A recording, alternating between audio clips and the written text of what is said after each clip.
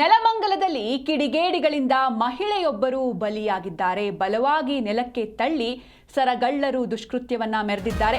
ಪ್ರಜ್ಞೆ ತಪ್ಪಿ ಗೃಹಿಣಿ ಸಾವನ್ನಪ್ಪಿದ್ದಾರೆ. ನೆಲಮಂಗಲದಲ್ಲಿ ನಡೆದಿರುವಂತಹ ದುರಂತ ಇದು. ಕಿಡಿಗೇಡಿಗಳ ಅಟ್ಟಹಾಸಕ್ಕೆ ಮಹಿಳೆಯೊಬ್ಬರು ಬಲಿಯಾಗಿ ಹೋಗಿದ್ದಾರೆ. ಬಲವಾಗಿ ನೆಲಕ್ಕೆ ತಳ್ಳಿ ಸರಗಳ್ಳರು ದುಷ್ಕೃತ್ಯವನ್ನ ಮೆರೆದಿದ್ದಾರೆ. ಪ್ರಜ್ಞೆ ತಪ್ಪಿ ಗೃಹಿಣಿ ಸಾವನ್ನಪ್ಪಿದ್ದಾರೆ. ಕುಟುಂಬಸ್ಥರು ಕಣ್ಣೀರನ್ನ ಇಡ್ತಿದ್ದಾರೆ. 45 ವರ್ಷದ ಜ್ಯೋತಿ ಮೃತ ಗೃಹಿಣಿ. ನೆಲಮಂಗಲ ಬಳಿಯ ಹುಸ್ಕೂರು ಗ್ರಾಮದಲ್ಲಿ ಈ ಒಂದು ಘಟನೆ ನಡೆದಿದೆ. ಮನೆ ಬಳಿ ಪಾಪ ರಂಗೋಲಿಯನ್ನ ಬಿಡಿಸೋದಕ್ಕೆ ಇವರು ಮನೆಯಿಂದ ಆಚೆ ಬಂದಿರ್ತಾರೆ ಜ್ಯೋತಿ.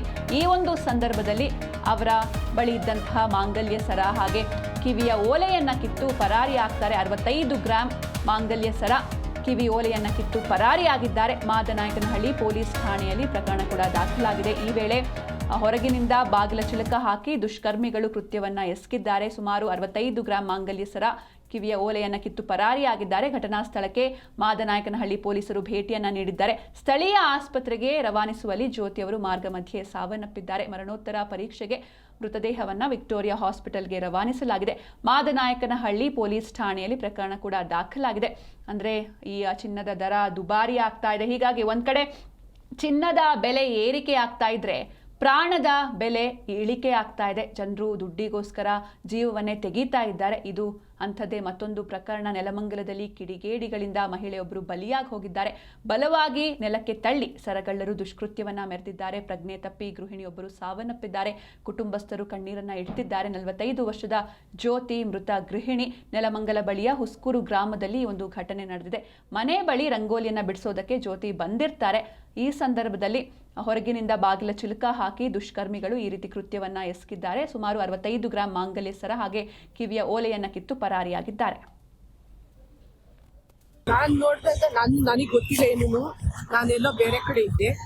ಮುಂಜಾನೆ ಅಕ್ಕ ಬಾರಕ ಲಾಕ್ ಹಾಕ್ಬಿಟ್ಟವ್ರೆ, ಆಚೆಯಿಂದ ತೆಗಿಬಾ ಅಂತ ಒಂದೇ ಪರವಾಗಿ ಬಿದ್ದಿತ್ತು. ಜ್ಯೋತಿ ಬಿದ್ದಿತ್ತು. ಅಕ್ಕ ಅಣ್ಣ ಜ್ಯೋತಿ ಬಿದ್ದೋಗ್ತದ ಯಾಕೋ ಬಾಬಾ ಅಂತ ಅಂದ್ಬಿಟ್ಟು ಓಡೋಗಿ ಲಾಕ್ ತೆಗ್ದು ಬಂದ. ಇಬ್ರು ಯಾರು ಬಡ್ಕೊಂಡು ಅವ್ರ ಅಣ್ಣನ ಕೂತು ಅವಾಗ ಅವ್ರ ಅಣ್ಣನ ಕಾರ್ ತಗೊಂಡ್ಬಂದ್ರು. ಸುತ್ತಲವರೆಲ್ಲ ಬಂದ್ರು. ಅವಾಗ ನೋಡ್ದು ಏನಾಗಿತ್ತು ಅಂತ ಬಿದ್ದೋಗ್ಬಿಟ್ಟಿತ್ತು ಮಕ್ಕಳು. ಅಲ್ಲ, ಈಗ ಏನೋ ಪೆಪ್ಪರ್ ಸ್ಪ್ರೇ ಹೊಡೆದು ಏನೋ ಸರ ಎಲ್ಲ ಕಿತ್ಕೊಂಡು ವಾಲೆ ಎಲ್ಲ ಕಿತ್ಕೊಂಡು ಹೋಗಕ್ ಬಂದಿದ್ದು. ವಾಲೆನೆಲ್ಲ ಕಿವಿಯಾಗೂ ಕೊಳ್ಳಬಿಟ್ಟೆ. ಅದು ವಾಶ್ರೂಮ್ ಹೋಗಿ ಬಂದ್ರು ಸರ್ ಅವ್ರ ಯಜಮಾನ್ರು.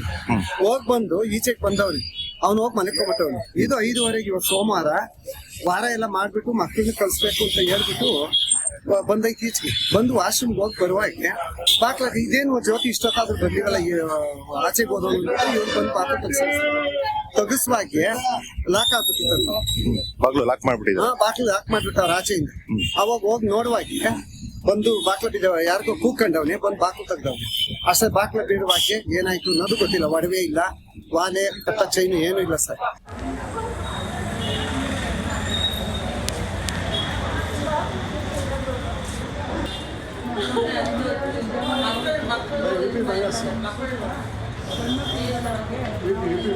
ಇತ್ತೀಚಿನ ದಿನಗಳಲ್ಲಿ ಜ್ಯುವೆಲ್ಲರಿ ಶಾಪ್ ದರೋಡೆ ಆಗಿರ್ಬೋದು ಅಥವಾ ಈ ರೀತಿ ಸರಗಳ್ಳತನ ಇದೆಲ್ಲವೂ ಕೂಡ ಸಾಕಷ್ಟು ಕಾಮನ್ ಆಗ್ತಾ ಇದೆ. ಚಿನ್ನದ ಬೆಲೆ ದುಬಾರಿ ಆಗ್ತಾ ಇದೆ. ಹೀಗೆ ಜನರಿಗೆ ದುಡ್ಡು ಬೇಕು. ಈ ಒಂದು ಕಾರಣಕ್ಕೆ ಏನು ಮಾಡೋದಕ್ಕೂ ಕೂಡ ಹಿಂದೇಟು ಹಾಕ್ತಾ ಇಲ್ಲ.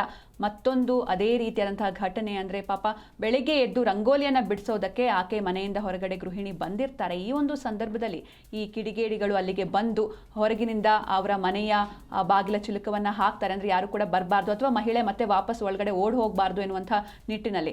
ತದನಂತರದಲ್ಲಿ ಅವರ ಕುತ್ತಿಗೆಯಲ್ಲಿದ್ದಂತಹ 65 ಗ್ರಾಂ ಮಾಂಗಲ್ಯ ಸರವನ್ನು ಕೀಳ್ತಾರೆ. ಜೊತೆಗೆ ಕಿವಿಯ ಓಲೆಗಳನ್ನು ಕಿತ್ತು ಪರಾರಿ ಆಗ್ತಾರೆ. ಈ ಒಂದು ಸಂದರ್ಭದಲ್ಲಿ ಅವರನ್ನು ಬಲವಾಗಿ ನೆಲಕ್ಕೆ ತಳ್ತಾರೆ. ಹೀಗಾಗಿ ಪ್ರಜ್ಞೆ ತಪ್ಪಿ ಗೃಹಿಣಿ ಸಾವನ್ನಪ್ಪಿದ್ದಾರೆ.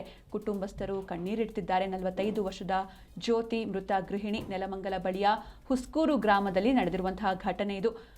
65 ಗ್ರಾಂ ಮಾಂಗಲ್ಯ ಸರ ಹಾಗೂ ಕಿವಿಯ ಓಲೆಯನ್ನ ಕಿತ್ತು ಕಿಡಿಗೇಡಿಗಳು ಪರಾರಿಯಾಗಿದ್ದಾರೆ. ಮಾದನಾಯಕನಹಳ್ಳಿ ಪೊಲೀಸ್ ಠಾಣೆಯಲ್ಲಿ ಪ್ರಕರಣ ಕೂಡ ದಾಖಲಾಗಿದೆ.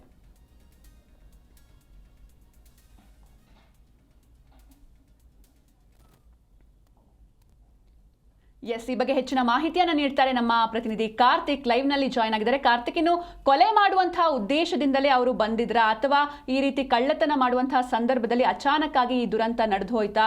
ಯಾರವರು ಸಿಕ್ಕಿದ್ರ? ಜೊತೆಗೆ ಪೊಲೀಸರು ಏನ್ ಹೇಳ್ತಿದ್ದಾರೆ ಅಂತ? ಟೆನ್ಷನ್ ಏನು, ಬೆಳಗಿನ ಜಾವ ಒಂದು 5:30ರಿಂದ 6 ಗಂಟೆ ಸಮಯದಲ್ಲಿ ಈ ಬೈಕ್ ನಲ್ಲಿ ಬಂದಂತಹ ಕಿಡಿಗೇಡಿ ಸರಗಳ್ಳರು ಈ ಒಬ್ಬಂಟಿಯಾಗಿದ್ದ ಮೃತ ಜ್ಯೋತಿ ಏನು ಮನೆಯಿಂದ ಈಚೆ ಬಂದು ಈ ರಂಗೋಲಿ ಹಾಕುವಂತಹ ಸಂದರ್ಭದಲ್ಲಿ ಆ ಸಮಯಕ್ಕಾಗಿ ಕಾಯುತ್ತಿದ್ದ ಕಿಡಿಗೇಡಿಗಳು ಆಕೆ ಹೊರಗಡೆ ಬರ್ತಿದ್ದಂತೆ ಮನೆಯ ಬಾಗಿಲನ್ನ ಚಿಲ್ಕ ಹಾಕಿ, ಅಂದ್ರೆ ಹೊರಗಡೆಯಿಂದ ಒಳಗಡೆ ಇರುವಂತಹ ಮನೆಯವರು ಯಾರು ಕೂಡ ಈಕೆ ಅಪ್ಪಿತಪ್ಪಿ ಕಿರ್ಚಾಡಿದ್ರು ಕೂಡ ಒಳಗಿನಿಂದ ಹೊರಗೆ ಯಾರು ಬರದಂತೆ ಆ ಮನೆಯ ಚಿಲಕವನ್ನ ಹಾಕಿ ಈಕೆಯನ್ನ ಏನು ಬಾಯಿಯನ್ನ ಮುಚ್ಚಿಸಿ ಒಂದು 65 ಗ್ರಾಂನಷ್ಟು ಎಂದು ಹೇಳಲಾಗ್ತಿರುವ ಚಿನ್ನದ ಸರವನ್ನ ಕಸಿದು ಪರಾರಿಯಾಗ್ತಾರೆ. ಈ ಕಸಿದು ಪರಾರಿಯಾಗುವಂತಹ ವೇಳೆಯಲ್ಲಿ ಮೃತ ಜ್ಯೋತಿಯನ್ನ ಈ ರಭಸವಾಗಿ ತಳ್ಳಿದ್ದರಿಂದ ಆಕೆ ನೆಲಕ್ಕೆ ಬಿದ್ದು ತಲೆಗೆ ಗಂಭೀರವಾಗಿ ಪೆಟ್ಟಾಗಿರ್ತದೆ. ತದನಂತರ ಈ ಅಕ್ಕಪಕ್ಕದ ನಿವಾಸಿಗಳನ್ನು ಇದನ್ನ ಕಂಡ ನಂತರ ತಕ್ಷಣ ಆಕೆಯನ್ನ ಆಸ್ಪತ್ರೆಗೆ ರವಾನಿಸ್ತಾರೆ. ಆದ್ರೆ ರವಾನಿಸುವ ಮಾರ್ಗ ಮಧ್ಯದಲ್ಲೇ ಆಕೆ ಪ್ರಾಣ ಪಕ್ಷಿ ಹಾರಿ ಹೋಗಿರುವಂತದ್ದು. ಇಲ್ಲಿ ಸದ್ಯ ನಮ್ಮ ಮಾದ್ನಾಯಕ್ನಳ್ಳಿ ಪೊಲೀಸ್ ಠಾಣೆಯ ಪೊಲೀಸರು ಹಾಗೂ ಡಿಸಿಪಿ ಸ್ಥಳಕ್ಕೆ ಭೇಟಿ ನೀಡಿ ಈ ಒಂದು ಘಟನಾ ಸ್ಥಳವನ್ನ ಪರಿಶೀಲಿಸಿದ್ದು ಕುಟುಂಬಸ್ಥರ ಹೇಳಿಕೆಯನ್ನ ಪಡೆದಿದ್ದಾರೆ. 2-3 ಆಯಾಮಗಳಲ್ಲಿ ತನಿಖೆ ನಡೆಸ್ತಿರುವಂತದ್ದು. ಒಂದು ಸರಗಳತನದ ಆಯಾಮ, ಹಾಗೂ ಈ ಮುಂಚೆ ಮನೆಯಲ್ಲಿ ಏನಾದ್ರೂ ಗಲಾಟೆಗಳು ನಡೆದಿತ್ತಾ, ಯಾವ್ದಾದ್ರು ವಿಷಯಕ್ಕೆ ಮನಸ್ತಾಪಗಳು ನಡೆದಿತ್ತಾ, ಅಥವಾ ಹೊರಗಿನವರ ಜೊತೆ ಏನಾದ್ರೂ ಇತ್ತೀಚೆಗೆ ಗಲಾಟೆಗಳು ನಡೆದಿತ್ತಾ ಎಂಬುದರ ಬಗ್ಗೆ ಸಂಕ್ಷಿಪ್ತವಾಗಿ ಈ ಒಂದು ಮಾಹಿತಿಯನ್ನ ಕಲೆ ಹಾಕ್ತಿರುವಂತದ್ದು. ಸದ್ಯ ಇಲ್ಲಿ ಈ ಗ್ರಾಮಸ್ಥರ ಪ್ರಕಾರ ಬೆಳಗಿನ ಜಾವ ಬಂದಂತಹ ಕಿಡಿಗೇಡಿಗಳು ಈ ಕೃತ್ಯವನ್ನ ಎಸಗಿದ್ದಾರೆ ಅಂತ ಗ್ರಾಮಸ್ಥರು ಹೇಳ್ತಿದ್ದಾರೆ. ಜೊತೆಗೆ ಇತ್ತೀಚಿನ ದಿನಗಳಲ್ಲಿ ಮಾದ್ನಾಯಕ್ನಳ್ಳಿ ಪೊಲೀಸ್ ಠಾಣೆ ಸೇರಿದಂತೆ ನೆಲಮಂಗಲ ಭಾಗದ ಸುತ್ತಮುತ್ತಲೂ ಈ ರೀತಿಯ ಘಟನೆಗಳು ಪದೇ ಪದೇ ನಡೀತಾ ಇದ್ದು, ಎಲ್ಲೋ ಒಂದ್ ಕಡೆ ಈ ಒಂದು ಸೇಫ್ಟಿ ವಿಚಾರದಲ್ಲಿ ಹಿನ್ನಡೆಯಾಗ್ತಿದ್ಯಾ ಎಂಬ ಮಾತುಗಳು ಕೂಡ ಸಾರ್ವಜನಿಕ ವಲಯದಲ್ಲಿ ಕೇಳಿ ಬರ್ತಾ ಇದೆ. ಇನ್ನು ಬೀಟ್ ಪೊಲೀಸರಂತೂ ಗ್ರಾಮಕ್ಕೆ ಬರೋದು ಅಮಾವಾಸ್ಯೆ ಹುಣ್ಣಿಮೆ ಎಂಬಂತೆ ಬೀಟ್ ಪೊಲೀಸರು ಬರ್ತಾರೆ.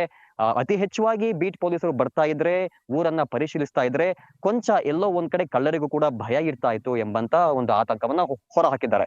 ಸದ್ಯ ಗ್ರಾಮದಲ್ಲಿ ಈ ಒಂದು ಘಟನೆ ಎಲ್ಲರಲ್ಲಿ ಆತಂಕ ಹುಟ್ಟಿಸಿದ್ದು, ಪೊಲೀಸರು ತನಿಖೆ ನಡೆಸ್ತಾ ಇದ್ದು ಆದಷ್ಟು ಬೇಗ ಆರೋಪಿಗಳನ್ನ ಸೆರೆ ಹಿಡಿದು ನಮಗೆ ಈ ಒಂದು ನ್ಯಾಯ ದೊರಕಿಸ್ಕೊಡ್ಬೇಕಂತ ಮೃತ ಕುಟುಂಬಸ್ಥರು ಬೇಡಿಕೊಳ್ತಿದ್ದಾರೆ. ಸಿಂಚನ.